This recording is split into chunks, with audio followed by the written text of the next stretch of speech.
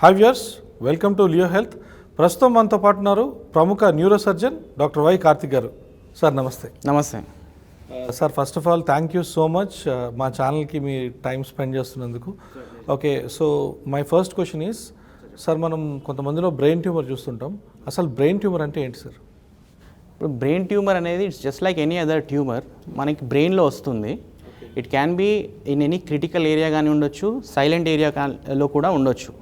So ఈ brain tumour ఏంటంటే కొంచెం నార్మల్ స్మాల్ సైజ్గా ఉంటే పెద్ద సిమ్టమ్స్ బయటికి రావు. ఒకవేళ సైజ్ అది పెద్దగానే ఉంటే ఫ్రీక్వెంట్గా హెడేక్ కానీ, అంటే అది కూడా డిఫ్యూజ్ హెడేక్ ఉంటుంది, తలంతా హెవీగా బరువుగా ఉంటుంది, వామిటింగ్స్ కానీ, రిపీటెడ్ వామిటింగ్స్ కానీ, తర్వాత ఫిట్స్, సీజర్స్ అంటాము, అట్లా కూడా ప్రజెంట్ అవ్వచ్చు. సో ఈ మూడు లక్షణాల్లో ఏ లక్షణం ఉన్నా కూడా కొంచెం అలర్ట్ అయ్యి మీ నియర్ బై డాక్టర్ని కలిసి సిటీ స్కాన్ ఆర్ ఎంఆర్ఐతో ఎవాల్యుయేట్ చేసుకొని చూసుకోవాలి. ఒకవేళ బ్రెయిన్ ట్యూమర్ ఉంటే అది దాని సైజ్ని బట్టి we'll go ahead with the surgery అండి. సో ఈ బ్రెయిన్ ట్యూమర్లో ఈ 3 లక్షణాలే కాకుండా కొన్నిసార్లు వర్టిగో అంటే తల తిరగడము, డిఫికల్టీ ఇన్ వాకింగ్ కూడా ఉండొచ్చు. ఓకే, సో ఈ బ్రెయిన్ ట్యూమర్ సిమ్టమ్స్ ఏ విధంగా ఉంటాయి సార్? అంటే అసలు మనం ఎలా తెలుసుకోవచ్చు ఈ బ్రెయిన్ ట్యూమర్కి సంబంధించిన సిమ్టమ్స్ ఏమైనా తెలుస్తాయా? ఇప్పుడు యాజ్ ఐ టోల్డ్ యూ, ఇవి ఈ 3, 4, 5 ఉన్నాయి కదా, ఇవే మెయిన్ సిమ్టమ్స్. సో వీటిని బట్టే మనము ఇమేజింగ్ చేసుకొని ఎవాల్యుయేట్ చేసుకొని we have to go ahead with the surgery అండి. ఓకే సార్, అయితే చాలామంది బ్రెయిన్ ట్యూమర్ అనగానే భయపడిపోతారు. అంటే ఫస్ట్ ఆఫ్ ఆల్ అసలు ఏంటి డయాగ్నోసిస్ అనేది పక్కన పెట్టేస్తే చాలామందిలో ఒక భయం ఉంటుంది సార్. అసలు దీనికి ట్రీట్మెంట్ ఆప్షన్స్ ఏమేమి ఉన్నాయి సార్? ఇప్పుడు మనం ఎట్లా ఉంటుందంటే, బ్రెయిన్ ట్యూమర్ ఫస్ట్ మనం సైజ్ చూసుకొని ఎంఆర్ఐలో దాన్ని బట్టి మనము వీల్ గో హెడ్ అండి. యూజువల్గా ఏంటంటే జనాలకి బ్రెయిన్ ట్యూమర్ అనగానే ఒక భయం ఉంటుంది. అంటే మనం can we go ahead with the సర్జరీయా, మనం పాసిబుల్ అయినంత వరకు వితౌట్ సర్జరీ ట్రై చేద్దామా అనేసి వాళ్ళు అనుకుంటూ ఉంటారు. అయితే ఇక్కడ పాయింట్ ఏంటంటే, around many tumours occur in the silent area of the brain. Silent area of the brain అంటే which is functionally non significant, అంటే దానికి ఫంక్షనల్ సిగ్నిఫికెన్స్ ఉండదు. సో ఇట్లాంటి ఏరియాస్లో ఉన్న ట్యూమర్స్ని ఈజీగా రిసెక్ట్ చేయొచ్చు మనం. సో కంఫర్టబుల్గా రిసెక్షన్ అయిపోతుంది, పేషెంట్ నీడ్ నాట్ వరీ. వాళ్ళకి తర్వాత డెఫిసిట్ కూడా ఏమి ఉండదు, అంటే మాట్లాడడం కానీ నడకలో కానీ ఇబ్బంది ఉండదు. సో కాకపోతే remaining part of the tumours ఎట్లుంటాయి అంటే, they are in the eloquent cortex కానీ క్రిటికల్ ఏరియాస్ ఆఫ్ ద బ్రెయిన్లో ఉంటాయి. క్రిటికల్ ఏరియాస్ అంటే ఏంటి? స్పీచ్ని కంట్రోల్ చేసే ఏరియాని కానీ, నడకని కంట్రోల్ చేసే ఏరియా కానీ, ఈ ఏరియాస్లో బ్రెయిన్ ట్యూమర్స్ ఉంటాయి. ఇప్పుడు అట్లాంటి కేసెస్లో కూడా వీ హ్యావ్ ఫ్యూ ఆప్షన్స్ అండి. అంటే ఏంటిదంటే న్యూరో నావిగేషన్. ఇదేంటంటే latest advancement.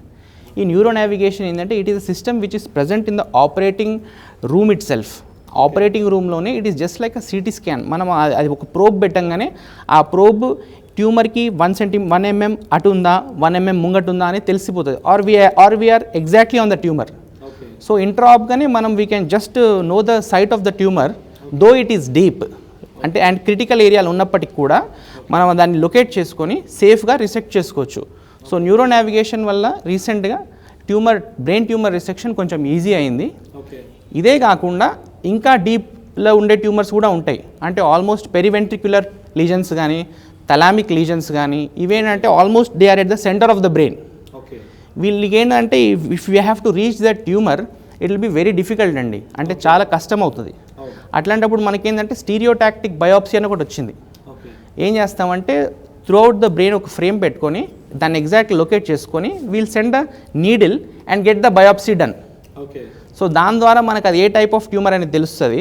If it is radio sensitive అంటే అట్లాంటి ట్యూమర్స్ యూజువల్గా పెరివెంట్రిక్యులర్ ట్యూమర్స్ కానీ, ఆ డీప్ థలామిక్ ట్యూమర్స్ కానీ, they are radio sensitive or chemo sensitive. అంటే వాళ్ళకి సర్జరీ అవసరం లేదు, ఇంకా కీమోథెరపీ కానీ రేడియోథెరపీ తోటి కూడా వాళ్ళని ట్రీట్ చేయొచ్చు. So that is the advantage we're having with the recent developments like stereotaxy and neuro navigation. So ఈ మాదిరిగా మనం బ్రెయిన్ ట్యూమర్ సర్జరీ చాలా సేఫ్ చేసుకున్నాం. సో నవడేస్ యూజువల్గా పీపుల్ నీడ్ నాట్ వరీ, జనాలకి భయం అవసరం లేదు, safely we can resect the brain tumour. Okay sir, దీని సక్సెస్ రేట్ ఏ విధంగా ఉంది సార్? అంటే చూస్తే కనుక మనం అంటే ఈ బ్రెయిన్ సర్జరీ అనేది అంటే కంపారిటివ్లీ టు ఆల్ మన బాడీలో ఉన్న అన్ని పార్ట్స్లోకి ఇది చాలా సెన్సిటివ్గా పరిగణిస్తారు బేసికలీ న్యూరో అనేది. కరెక్ట్. సో సక్సెస్ రేట్ ఏ విధంగా ఉంటుంది సార్ దీనిది? యూజువల్గా నేను చెప్పినట్టే అండి, మనకి safe resection of the brain అంటే ఇప్పుడు ట్యూమర్స్ని కూడా గ్రేడింగ్ చేస్తాం. మామూలుగా ఫర్ ఎగ్జాంపుల్ గ్లయోమని అనుకోండి, మెనింజియోమా అనుకోండి, వాటికి గ్రేడ్స్ ఉంటాయి. అంటే లో grade, medium grade, high grade. Okay. So లో గ్రేడ్ యూజువల్గా లో గ్రేడ్ ట్యూమర్స్కి కంప్లీట్ సేఫ్ రిసెక్షన్ ఉంటుంది. వాళ్ళకి ఫ్యూచర్లో కూడా they will have a normal life. So they నీ not worry regarding anything. Just anti epileptics తీసుకోవాలి కపుల్ ఆఫ్ ఇయర్స్, 1-2 years తీసుకుంటే సరిపోతుంది. నెక్స్ట్ గ్రేడ్ 2 ట్యూమర్స్కి ఏంటంటే యూజువల్గా గ్రేడ్ 2-3కి we'll add chemotherapy or radiotherapy. అంటే ఆ ట్యూమర్ సెల్స్ని మనం సర్జరీ చేసి తీసినప్పటికి కూడా అక్కడక్కడ ఆ ట్యూమర్ బెడ్లో కొన్ని సెల్స్ రెసిడ్యువల్ సెల్స్ అంటాం వాటికి కీమోథెరపీ, రేడియోథెరపీ ద్వారా వాళ్ళని కంట్రోల్ చేసుకోవచ్చు గ్రేడ్ 2, గ్రేడ్ 3 ట్యూమర్స్ని. ఇంకా గ్రేడ్ 4 ట్యూమర్ మనం ఎంత తీసినప్పటికీ it is a malignant tumour అండి. సో 4th గ్రేడ్ అనేది హై గ్రేడ్ ట్యూమర్. సో వాటికి యాక్చువల్లీ ఫ్రాంక్గా చెప్పాలంటే కొంచెం ప్రోగ్నోసిస్ పూరే ఉంటుంది. So and it is not related to surgery అండి. As such the tumour itself is high grade and వాళ్ళకి లైఫ్ స్పాన్ కూడా కొంచెం తక్కువనే ఉంటుంది చెప్పాలంటే. సో సార్ అయితే పోస్ట్ కోవిడ్ టైంలో మనం చూస్తే కనుక చాలామంది ఇప్పుడు న్యూరోకి సంబంధించిన సర్జరీస్ చేసుకోవడానికి కూడా భయపడుతున్నారు. అయితే సో అసలు ఈ టైంలో, ఈ పోస్ట్ కోవిడ్ టైంలో న్యూరో సర్జరీస్ అనేవి సేఫేనా? 100% అండి. సో యాక్చువల్లీ జనాలకి మీరు చెప్పినట్టు ఒక డౌట్ ఉంది, ఈ పోస్ట్ కోవిడ్ సీజన్లో can we undergo neuro surgery అని. 100%. Not only normal patients, even covid నుండి రికవర్ అయిన పేషెంట్స్ కూడా nowadays neuro surgery is completely safe అండి. There is no problem, there is no issue. In fact actually ఈ covid సీజన్లో కూడా head injuries, emergency stroke కేసెస్కి, large stroke కేసెస్కి ఏమైందంటే emergency neuro surgery we have done on covid patients also. అంటే as such మనం ఇప్పుడు సర్జరీ చేసే ముందు ర్యాపిడ్ యాంటీజెన్ చేస్తాము, RT-PCR 2 daysలో వస్తుంది. So they have proved to be COVID positive మేము చేసిన head injury cases, and definitely most of them have come out well. So COVID అనేది యూజువల్గా ఒక ప్రోథ్రాంబెటిక్ సినేరియోని ప్రొడ్యూస్ చేస్తుంది, దాని తప్ప it does not altered any pathology related to the condition అండి. సో డెఫినెట్లీ కోవిడ్లో, పోస్ట్ కోవిడ్ సీజన్లో neuro surgery is safe. So nothing to worry. కాకపోతే ఏంటంటే మన మైండ్ సెట్ ఎట్లా ఉండాలంటే ultimately we need to get convinced that both are not problematic at the same time. అంటే post Covid సీజన్లో కూడా సర్జరీ చేయించుకోవడంలో ఇబ్బంది ఏం లేదు. Okay. Minimally invasive brain surgeries పరిస్థితి ఏంటి సార్, ఎలా ఉంటాయి? మినిమల్లీ ఇన్వేజివ్ బ్రెయిన్ సర్జరీ అనేది ఇట్స్ దేర్ సిన్స్ లాంగ్ అండి. మనకి minimally invasive brain surgery usually ఏంటంటే మనకి through a small incision we try to get the tumour out. Small incision కానీ మినిమల్ ఇన్వేజివ్ ట్రాక్స్ అంటాం. అంటే ఫర్ ఎగ్జాంపుల్ ఇప్పుడు pituitary tumour అని ఉంటుంది, పిట్యూటరీ అడినోమా. యూజువల్ ఎగ్జాక్ట్లీ ఏంటంటే అది కళ్ళు ఉన్నాయి కదా, వెనకాల ఆప్టిక్ నర్వ్స్ వస్తాయి, దాని వెనకాలనే ఉంటుంది దాని ఎగ్జాక్ట్లీ దాని కింద పిట్యూటరీ అడినోమా అంటాము. సో దాన్ని మనం యాక్చువల్లీ త్రూ నోస్ వెళ్ళి ట్రాన్స్నేసల్ మైక్రోస్కోపిక్ సర్జరీ కానీ ట్రాన్స్నేసల్ ఎండోస్కోపిక్ సర్జరీ కానీ చేసుకోవచ్చు. సో అల్టిమేట్లీ మనకి ఇట్స్ అ వెరీ స్మాల్, మనము డ్యూరాన్ని చాలా చిన్నగా కోస్తామండి. So it's a very small incision. So it's almost like a minimal invasive surgery. దాని ద్వారా పెద్ద ట్యూమర్స్ కూడా తీసేయచ్చు మనం. So definitely minimal invasive surgery is first, ఇప్పుడు మనకి ఫస్ట్ లైన్ ఆఫ్ ట్రీట్మెంట్ అయిపోయి. అండ్ మన పేషెంట్స్ కూడా they are asking for minimal invasive brain surgery.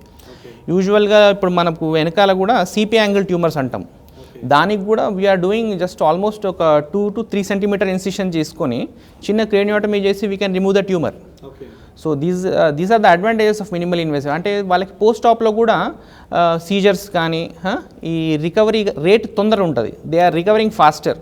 So ఇప్పుడు ఫర్ ఎగ్జాంపుల్ పిట్యూటరీ ట్యూమర్ ఈరోజు చేసాము, we're sending the patient to home on the Day 2, second డేనే పంపిస్తాము. సో మనకి హాస్పిటల్ స్టే తగ్గుతుంది, వాళ్ళకి ఫైనాన్షియల్ బర్డెన్ తగ్గుతుంది. At the same time they are discharge early and they will get back to they work early. Yes 100%. మనకి ఎందుకంటే incision చిన్న ఉంటుంది కాబట్టి the track which we're using is also will make sure that it's safe. Incision చిన్నగా ఉంటుంది, at the same time track through which we go and get the tumour is also the safe track. So కాబట్టి post ఆప్గా కూడా they are most of the times deficit free, early discharge అయిపోతారు, they are comfortable. Okay, they can lead normal life sir. 100%. 100%. Sir అయితే మనం చూస్తాం sir, అంటే road పైన accidents జరుగుతుంటాయి. యాక్సిడెంట్ జరిగినప్పుడు హెడ్ ఇంజరీ అవుతుంది. సో ఈ హెడ్ ఇంజరీ అవ్వగానే ఫస్ట్ ఆఫ్ ఆల్ ప్యానిక్ అయిపోతారు అక్కడ చూసిన వాళ్ళు కానీ, లేకపోతే అంబులెన్స్లో తెచ్చినప్పుడు ప్యానిక్ అయిపోతారు. సో ఎటువంటి ట్రీట్మెంట్స్ ఉన్నాయి సార్ యాక్చువల్లీ ఈ హెడ్ ఇంజరీకి సంబంధించి? సరే, హెడ్ ఇంజరీ అనగా యాజ్ మీరు చెప్పినట్టు మనకి యూజువల్గా హెడ్ ఇంజరీస్ యూజువల్గా ఈ హైవే ఏరియాస్లో జరుగుతుంటాయి. అండ్ అన్ఫార్చునేట్లీ ఏంటంటే few of them are drunk during the driving. So ఈ జరిగే ఇన్సిడెంట్స్ కూడా they are usually drunk or they don't wear helmet. So that's why I insist all the time wearing a helmet while driving a 2-wheeler is very important. So అయితే వీళ్ళకి ఏంటంటే head injury అవ్వగానే they really panic, మనం ఏం చేయాలి అసలు మనకి ఇప్పుడు ఈ ఫర్ ఎగ్జాంపుల్ హైవే మీద ఉంది, they usually take it to next ఒక పిహెచ్సి కానీ లేకపోతే కమ్యూనిటీ హెల్త్ సెంటర్కి తీసుకెళ్తారు. They can give the first aid. అంటే ఏంటిది, ఇప్పుడు ఒక హెడ్ ఇంజరీ అవ్వగానే ఫస్ట్ వాడికి ఒక లెసరేషన్ కానీ ఏమన్నా స్కిన్ చీలిపోతుంది, దానికి వాళ్ళ ఏం చేయాలంటే కమ్యూనిటీ హెల్త్ సెంటర్ సూచరింగ్ వేసి పంపించాలి. And they have to definitely send to a tertiary care centre. అంటే అక్కడ ఫస్ట్ ఎయిడ్ చేసుకొని ఈ పేషెంట్స్ని, హెడ్ ఇంజరీ పేషెంట్స్ని కంఫర్టబుల్గా, సేఫ్గా, తొందరగా, that is also very important. We have to send them early. తొందరగా ఇప్పుడు టెర్షరీ హెల్త్ కేర్ సెంటర్కి పంపిస్తే మనం అక్కడ సిటీ స్కాన్ చేసుకొని వాడికి ఏమైంది, లోపల ఏమైనా బ్లీడ్ ఉందా, రక్తం గడ్డగట్టిందా, లేకపోతే డిప్రెస్డ్ బోన్ ఫ్రాగ్మెంట్ ఏమైనా ఉందా, ఇవన్నీ తెలుసుకుని then we'll plan for the surgery. Yeah, so అల్టిమేట్గా ఇంపార్టెంట్ థింగ్ ఏంటంటే they have to get the patient early. ఇది most important thing, bottom line. Okay sir, అయితే బ్లీడింగ్ వన్స్ వెళ్ళి రోడ్ని హిట్ అయిన తర్వాత, డివైడర్ని హిట్ అయిన తర్వాత బ్లీడింగ్ స్టార్ట్ అవుతుంది. సో ఈ బ్లీడింగ్ స్టార్ట్ అయిన తర్వాత అసలు ఎంతసేపటి లోపల హాస్పిటల్కి తీసుకొస్తే బతికే ఛాన్సెస్ ఉంటాయి? అంటే దానికి ఏమైనా బ్లీడింగ్ అనేది అంటే కంటిన్యూస్ అవుతుంటుంది. సో దీనికి ఏమన్నా అసలు ఫస్ట్ ఎయిడ్ లాంటివి ఏమన్నా చేయొచ్చా, లైక్ అలాంటివి ఏమైనా ఉంటాయా before coming to the hospital? నేను చెప్పినట్టే ఫస్ట్ మనకి హెడ్ ఇంజరీ అవ్వగానే ఇనీషియల్గా కమ్యూనిటీ హెల్త్ సెంటర్ కానీ ఇక్కడ కానీ they have to suture the laceration అండి. ఫస్ట్ ప్రైమరీ సూచరింగ్ చేయాలి. సో మోస్ట్ ఆఫ్ ద కేసెస్లో ఏంటంటే మనకి హెడ్ ఇంజరీ అయినప్పుడు కూడా బ్లీడింగ్ అనేది సూపర్ఫిషియల్ స్కాల్ప్ నుండే వస్తుంది. వెరీ రేర్గా హై వెలాసిటీ ఇంజురీలో బోన్ అంతా లోపలికి వెళ్ళిపోయి డిప్రెస్డ్ బోన్ అయిపోయి లోపల ప్యారెన్కైమా నుండి బ్లీడ్ రావడం అనేది ఇట్స్ వెరీ రేర్. సో అట్లాంటి కేసెస్కి వెరీ వెరీ బ్యాడ్ ప్రోగ్నోసిస్ ఉంటుందండి. అంటే మనం హాస్పిటల్కి తొందరగా తీసుకుపోయినా కానీ వాళ్ళు సర్వైవ్ అయ్యే ఛాన్సెస్ కానీ, సర్వైవ్ అయినా వెజిటేటివ్ స్టేజ్లో ఉండే ఛాన్స్ ఉంటుంది అంత ప్యారెన్కైమల్ డ్యామేజ్ నుండి బ్లీడ్ వస్తే. సూపర్ఫిషియల్గా బ్లీడింగ్ అయ్యి స్కాల్ప్ బ్లీడింగ్ వాళ్ళు ఫస్ట్ ఎయిడ్ చేసుకొని హాస్పిటల్కి తొందరగా చేరితే అవుట్కమ్ ఈజ్ బెటర్. అట్లా sir, coming to paediatric neuro surgery, చిన్నపిల్లల్లో మనం చాలామంది చూస్తుంటాం. అంటే కొంతమందిలో ఈ అవేర్నెస్ కూడా లేదు సార్. అంటే చిన్నపిల్లల్లో కనుక కొంచెం వాళ్ళు they are facing some kind of tumour kind of thing ఏదో చూస్తుంటే, చిన్న పాప కదా ఇప్పుడు ఎందుకు దే మైట్ అంటే వాళ్ళు పోస్ట్పోన్ చేసుకుంటూ వెళ్ళడం, డిలే అవన్నీ ఉంటాయి. సో అసలు ఇది ఎలా ఉంటుంది సార్, అసలు దీనికి ఏ విధంగా ఉంటుంది? Usually right, good question. Actually ఇది ఏంటంటే పీడియాట్రిక్ న్యూరో సర్జరీలో మనకి పీడియాట్రిక్ కండిషన్స్ ఏంటి, first of all what paediatric conditions require or warrant and neuro surgery అనేది ఇంపార్టెంట్. మనకి ఏంటంటే పీడియాట్రిక్లో యూజువల్గా కామన్గా ఈ మేనరికం వీళ్ళు ఉంటారు కదా, పెళ్ళిళ్ళు చేసుకునే వాళ్ళకి న్యూరల్ ట్యూబ్ డిఫెక్ట్స్ అనేవి ఉంటాయి. అంటే they present as mass in the lumbar region, meningocele, myelo meningocele అంటాం. ఎట్ ద సేమ్ టైం వీళ్ళకి హైడ్రోకెఫలస్ కూడా ఉంటుంది. అంటే ఏంటిది, water in the brain. So ఈ వాటర్ ఉండడము, వెనకాల ఈ స్వెల్లింగ్ రావడం అనేది it is a part of continuum of neural tube defects, especially the swelling in the back. అయితే వీళ్ళకి ఏంటంటే మనము ఫస్ట్ చూసుకొని ఎట్ ద అర్లియస్ట్ స్టేజ్లో మనం దీన్ని రిపేర్ చేసుకోవాలి. ఎందుకంటే ఈ స్వెల్లింగ్ ఏదైతే ఉందో అందులో లోపల మెదడుల నీరు కంటిన్యూస్ ఉంటుంది దాంతో. సో అది కొంచెం స్కిన్ రప్చర్ అయినా కూడా, స్కిన్ టేర్ అయినా కూడా వాళ్ళకి మెనింజైటిస్ వచ్చి, ఇన్ఫెక్షన్ వచ్చి, ఫీవర్ వచ్చి చనిపోయే ఛాన్స్ ఉంటుంది, especially because they are of young age. కాబట్టి మనం తొందరగా యాక్ట్ చేయాలి. Any patient with the myelo meningocele అంటే swelling at the back should be, అంటే అర్లియస్ట్ టైంలో వీ హ్యావ్ టు ఆపరేట్ అండి. That is the criterion. తొందరగా ఆపరేట్ చేయాలి వాళ్ళని. ఆపరేట్ చేసుకొని మనం, ఎందుకంటే వీళ్ళని ఎక్కువ డిలే చేస్తే ఇన్ఫెక్షన్స్ అయితే అన్న కదా. నెక్స్ట్ థింగ్ ఏంటంటే వీళ్ళకి యూరినరీ ప్రాబ్లమ్స్ ఇవి కూడా ఉంటాయి. ఇప్పుడు మైలో మెనింగోసీల్ ఉన్న వాళ్ళకి కాళ్ళల్లో వీక్నెస్ ఉండే ఛాన్స్ ఎక్కువ ఉంది, యూరినరీ డిస్టర్బెన్స్ ఉండే ఛాన్స్ ఎక్కువ ఉంటుంది.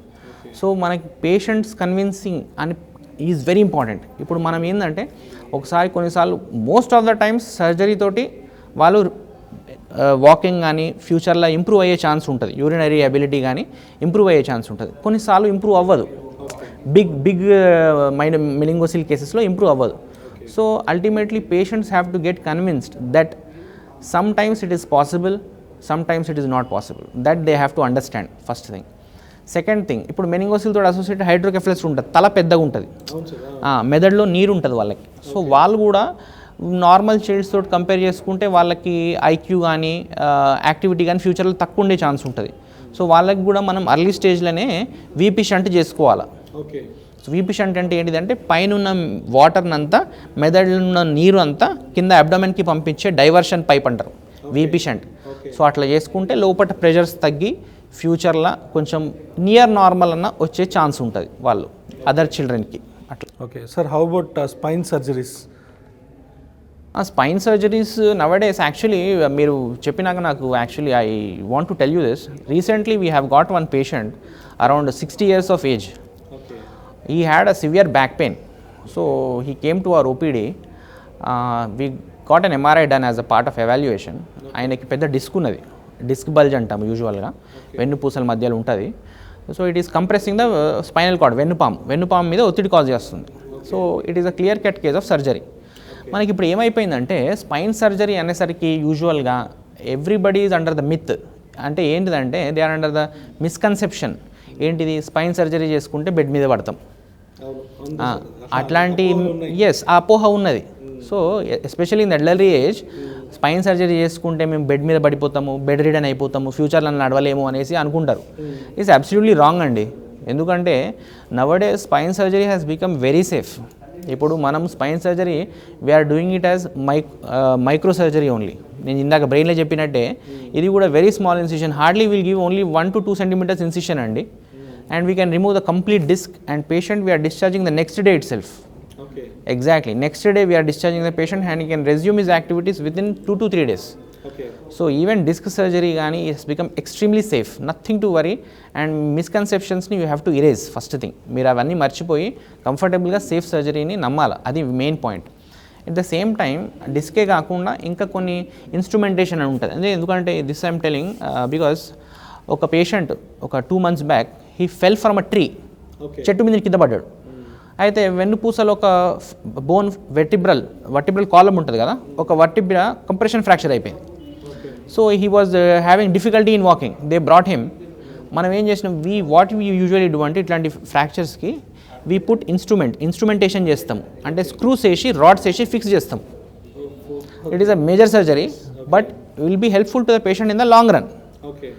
సో ఈ ఇన్స్ట్రుమెంటేషన్ అనేది చేయాలా, వీళ్ళకి స్క్రూస్ రాడ్స్ వేసి ఫిక్స్ చేస్తే అది ఒక సపోర్ట్ సిస్టమ్ లాగా పనిచేస్తుంది, స్టెబిలిటీ వస్తుంది స్పైన్కి.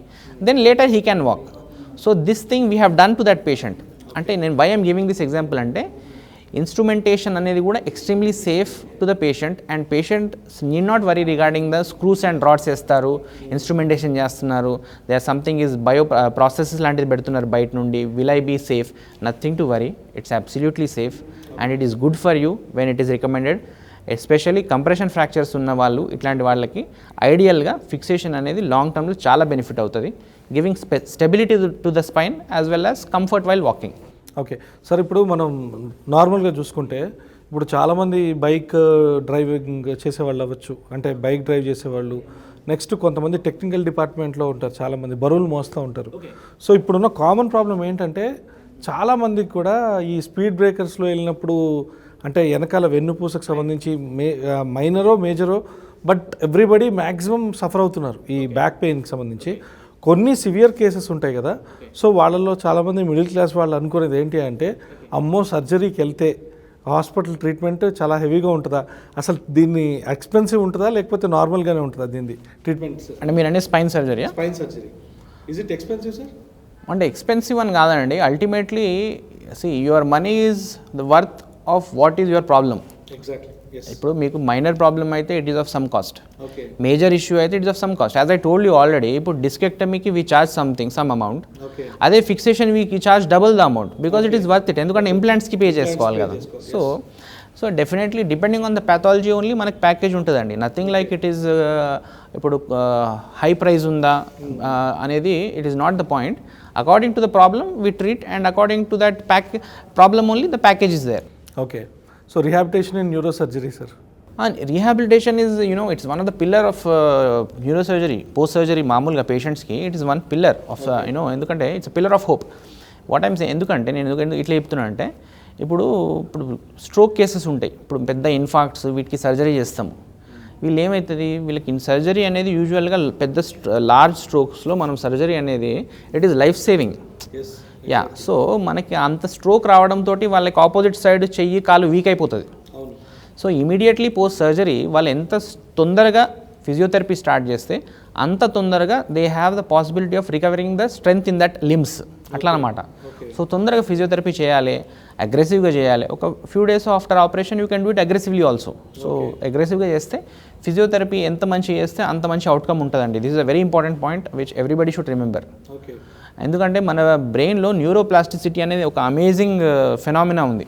న్యూరోప్లాస్టిసిటీ ఏంటంటే, ఫర్ ఎగ్జాంపుల్, సింపుల్ ఎగ్జాంపుల్, ఇప్పుడు మన మోటార్ ఏరియా ఉన్నది. Motor area of the right side of the brain usually controls the left side of the hand and left side leg.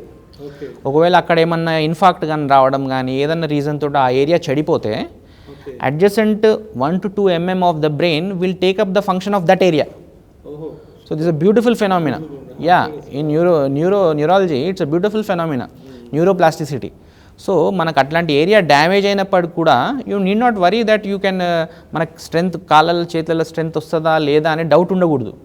You have to go for rehabilitation, have to go for physiotherapy. ఎందుకంటే this phenomena of neuroplasticity will help you ఈ not only in gaining the power in the limbs, కానీ even speech area కూడా, Broca's area అంటాం, ఆ ఏరియాలో ఏమైనా damage అయినప్పటికీ కూడా స్పీచ్ రీహాబిలిటేషన్ ఇవ్వాలి. వాళ్ళకి రోజు న్యూస్ పేపర్ గట్టిగా చదివించడం కానీ, బలూన్స్ బ్లో చేయడం కానీ ఇట్లాంటివి చేస్తే స్పీచ్ రీహాబిలిటేషన్ ద్వారా స్పీచ్ కూడా తొందరగా వస్తుంది అట్లా. So that is the point. Sir, how to follow up in neuro surgery? Follow up అంటే ఫాలోఅప్ ఈజ్ వెరీ ఇంపార్టెంట్ అండి యాక్చువల్లీ. ఎందుకంటే ఇప్పుడు మనకి especially in head injury patients కానీ, పోస్ట్ సర్జరీలో ఎపిలెప్సీ పేషెంట్స్ కానీ, వీ యూజువల్లీ మానిటర్ దెమ్. ఎందుకంటే మనకి వెళ్ళే కొద్దీ ఇప్పుడు సింపుల్ లాజిక్ ఏంటంటే, మనకి ఇప్పుడు ఎపిలెప్సీ పేషెంట్స్ చెప్తున్నా, for example there is epilepsy surgery అనేది it has become extremely famous nowadays. ఎందుకంటే యూజువల్గా మనం 1 set of drugs, 2 set of drugs తోటి కూడా ఎపిలెప్సీ ఫిట్స్ తగ్గని వాళ్ళకి we're performing the ATL AH అనే సర్జరీ ఉంటుంది. సో ఎపిలెప్సీ సర్జరీ అది common form of epilepsy surgery. So అది చేసినాక we keep the patient on anti epileptics, అంటే ఫిట్స్ మెడిసిన్స్ కొన్ని months to years పెడతాము. సో వాళ్ళు ఫాలోఅప్లో ఉంటేనే వాళ్ళ డోసేజ్ తగ్గించడానికి అవుతుంది, రైట్. సో యూజువల్గా మనం ఫాలోఅప్ న్యూరో సర్జరీలో ఎందుకు పెడతామంటే, first thing is to know how the patient is. Second thing is how to know how he is performing, అంటే తన నార్మల్ లైఫ్లో కానీ ప్రొఫెషనల్ లైఫ్లో how is performing. Third thing, can we reduce the drugs so that he can have the less side effects from those drugs, right. And fourth thing, at the overall లెవెల్లో how surgery has changed his life, what difference it has made in his life అనేది మనకు తెలుస్తుంది. Okay sir, మనం కొంతమందిలో చూస్తే night time పడుకున్న తర్వాత night time paralysis stroke వచ్చే ఛాన్సెస్ ఉన్న కొంతమందికి ఇమీడియట్గా కనుక హాస్పిటల్కి తీసుకొస్తే థ్రాంబోలైసిస్ అనేది ఎంతవరకు హెల్ప్ అవుతుందండి? ఎస్ అండి, ఇట్స్ థ్రాంబోలైసిస్ ఇస్ దేర్ అండి, but there is a golden period for that. మనం ఏంటంటే ఇనీషియల్ 4 hours-లోనే పేషెంట్ని తీసుకొస్తే we can thrombolyse the patient and definitely some benefit will be there for thrombolysis. So that is importance of getting him in the golden hour. So మనం ఎంత తొందరగా in neuro surgery and neurology ultimate dictum ఏంటంటే, any important problem or any big problem you are seeing, take the patient early to the hospital.